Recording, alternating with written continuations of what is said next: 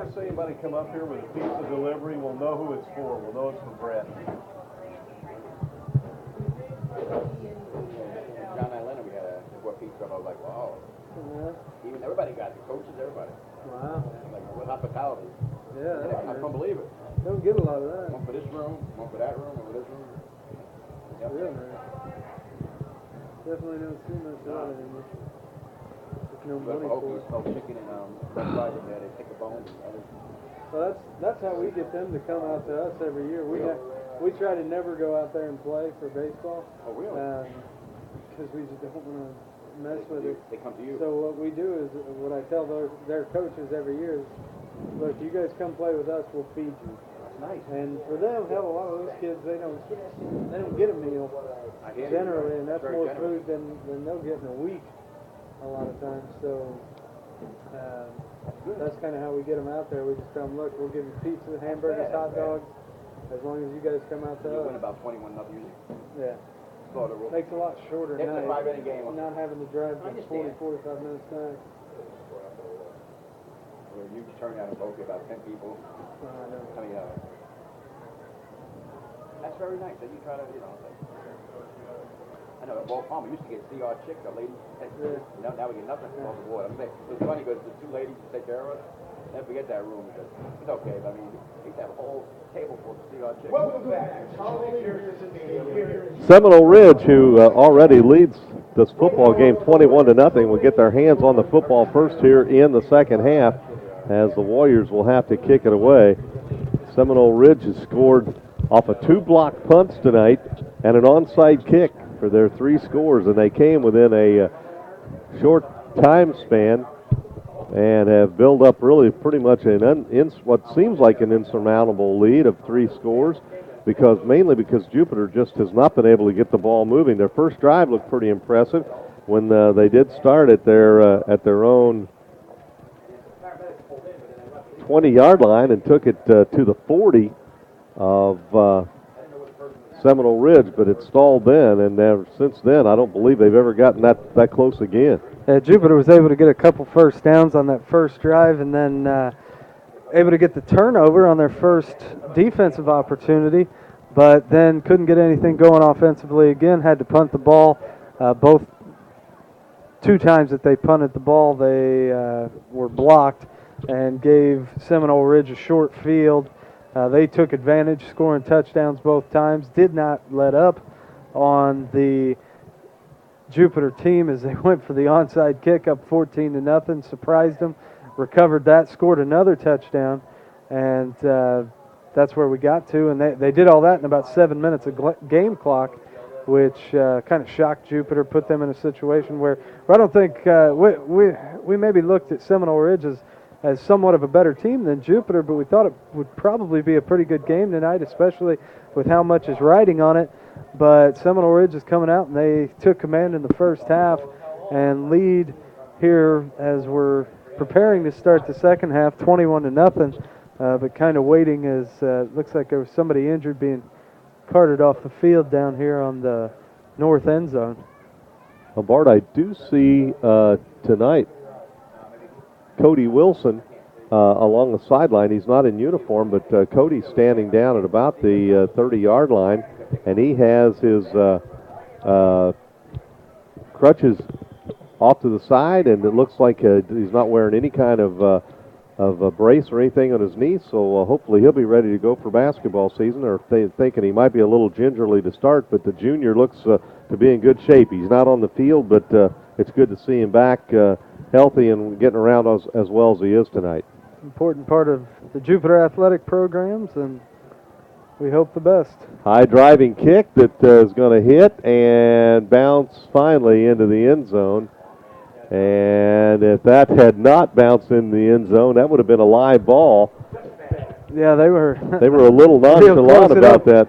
Only got about a yard deep and ended up sitting on the goal line whenever the ball came to rest. But yeah, had that ball just stayed a couple yards shorter than that, Seminole Ridge wasn't running up to it with any urgency to try to field it.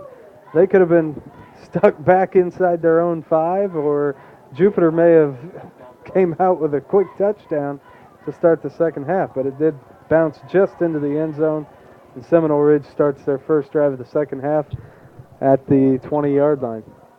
DaCosta will come up under center. He's got twin receivers on the far side, a man in the slot. And he's going to hand the ball off to Elian, and he tries this side of the field and gets a couple, and then he's brought down by a host of Jupiter Warriors after a gain of probably a couple.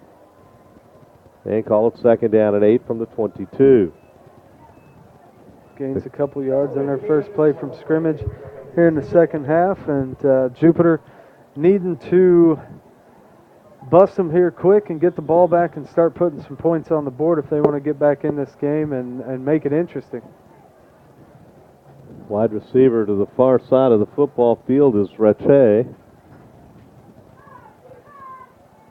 DaCosta will hand the ball off, and Elian actually was hit at the line of scrimmage but squeezed through and almost got out away from about 4 Jupiter tacklers and carry the ball all the way up across the 25 to the 26-yard line. That was a nice effort. Well, that number 83 is a big kid. Yeah.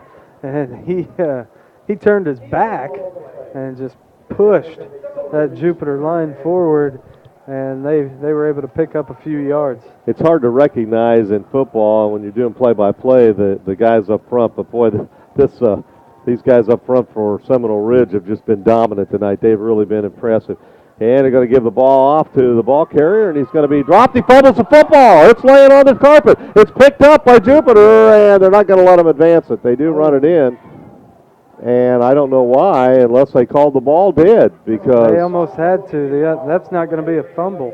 Hickman Which is got a bad stopped. break for Jupiter. They needed that desperately.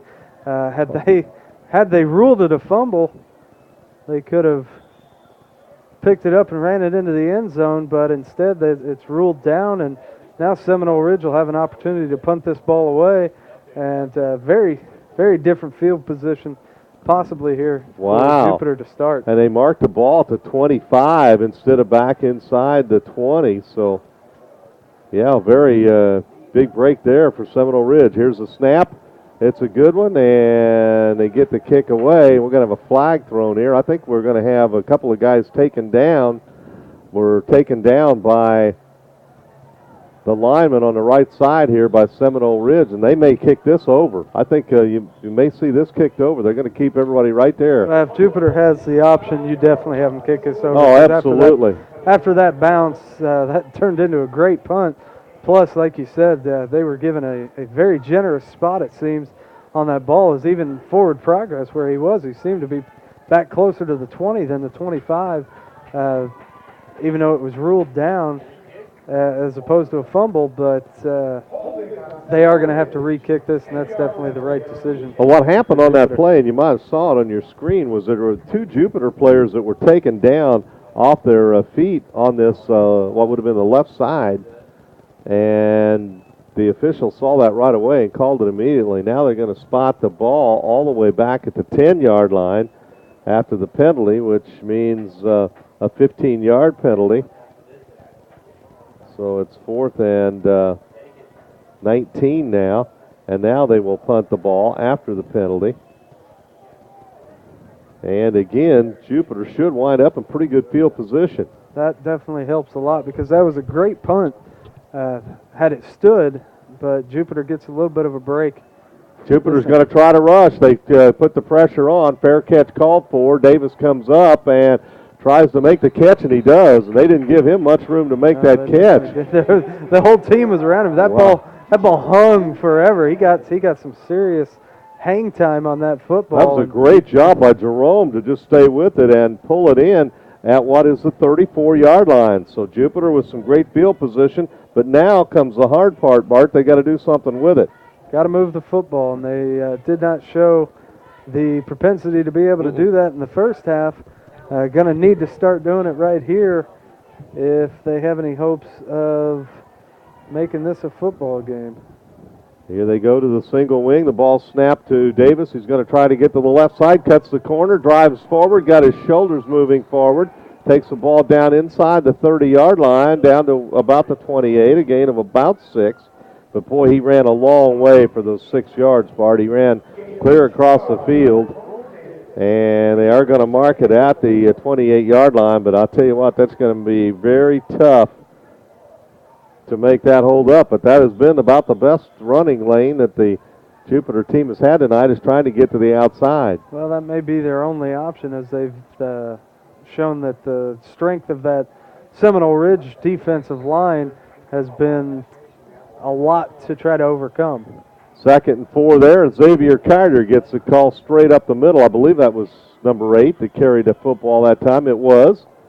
And he's going to get the first down, as the ball is sitting at the 23-yard line. That was a gain of 5. He needed 4, 1st and 10. Probably one of the best pushes we've seen by the Jupiter offensive line there, able to get a little separation so he could get enough yardage for the first down. Man in motion, and Griff Garland's going to roll out. He's got a man wide open, throws the ball, and it's caught for a touchdown! Touchdown, Jupiter! As Garland rolled out to his right, they tried a little misdirection in the backfield. Griff got outside on the far side of the football field and rifled it to the receiver. Was that Picarelli? It was Picarelli that pulled it in, or Parrish, I can't tell. And it is a touchdown for Jupiter. It initially looked a lot like a busted play, but he was able to roll out toward the right side, find his man, complete the pass, get in the end zone, and Jupiter gets on the board. Cheras to try the all-important point after kick. Snap is good, it's down, kick is up, and the kick is good. So, with 8:14 left to play in the third quarter, the score now reads Seminole Ridge 21, Jupiter 7, and the Warriors with a good job there of getting outside of containment as Garland rolled to his right side and rifled a pass. And I believe we're saying that Picarelli is the guy that made that catch, Bart. Couldn't have asked for a much better start to this second half. They get the good defensive stop and then good field position, able to control the football, take it into the end zone, get the score, and cut this to a 2-score football game, and see if the defense can do it again and instill some life into the Jupiter faithful. Well, let's see what kind of a kickoff we get here. It's been Jerez the last time really gave the team an opportunity to recover the football, because Hickman wasn't sure what to do with it back there.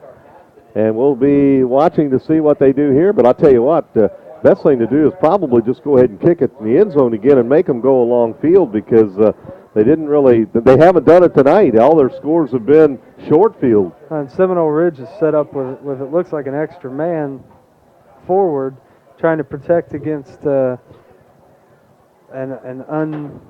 unrecognizable onside kick. Pooch kick, and it looked like they saw that coming. And then it's fumbled, the ball's loose on the ground, and Jupiter might have got on top of it. They dove in late. Did they get it? It looks like they did. Wow. Wow, that deflected off of a Seminole Ridge player, and Jupiter's got it inside the 40-yard line on the fumbled kickoff. That was kind of a pooch punt. It looked like he could have called a fair catch. He didn't. He tried to catch it and turn it upfield, the return man, and he fumbles it. But even had he called the fair catch, he dropped it.